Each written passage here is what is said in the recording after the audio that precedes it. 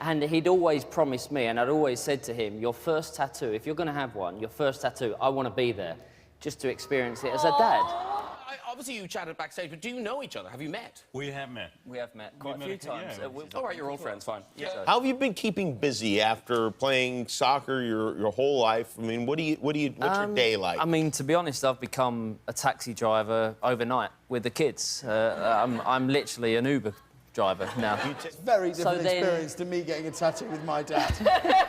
Me and my dad going to get a tattoo. Imagine you and your dad. He's a lawyer. Come on, Dad, let's get tattoos. Dad, it's time for a tat. I take them from 7 in the morning to the schools. I have 4 drop-offs at 4 different schools. No. So I get that done in an hour and 15 minutes. Oh, my God. And then I pick my little girl up at 12. And then the boys at 4, and then the boys train in a soccer academy every single night of the week, so I'm busy every night until 9:30, and then I'm at home. Oh my God, it sounds like a nightmare.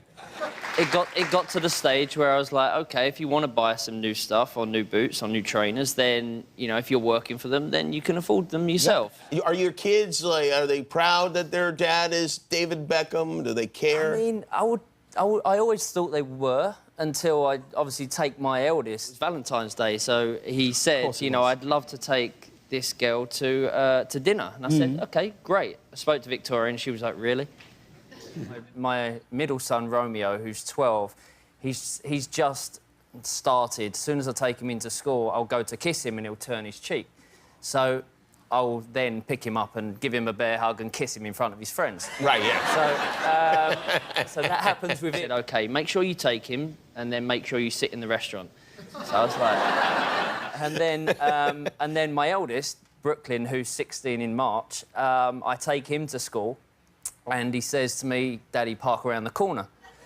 And then when my friend called me and said, Brooklyn's in a tattoo shop, you should probably call him. So I called him, I FaceTimed him, and I said, what you doing, mate? And he said, I'm just going for dinner. And I was like, are you sure you're going for dinner? He did it to me the other day after doing it about 5 times on the trot.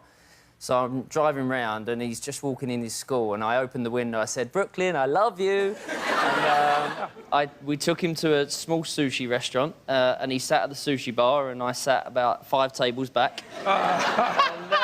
But why even have kids if you can't embarrass them every day, you know? I mean, Victoria did have to remind them the other day that actually you've got quite a cool dad, but didn't seem to make any difference. Yeah, no, coming from Mom, it really has no impact Really whatsoever. He was like, actually, Dad, I'm in a tattoo place. I was thinking about having something with my girlfriend, and I was like, OK, you're more than welcome to have it, but you remember you promised me, and I'm your dad, and I would feel really upset if you actually went through it. So he didn't. So thankfully, he waited. Oh, little Brooklyn! Oh, he's such a sweetheart. Good boy. Actually, how did you recognise him? Did you recognise him at Wimbledon? Of course. Well, no, because he looked so... This is... There you are. He did come up to me asking for drugs, but apart from that... joke.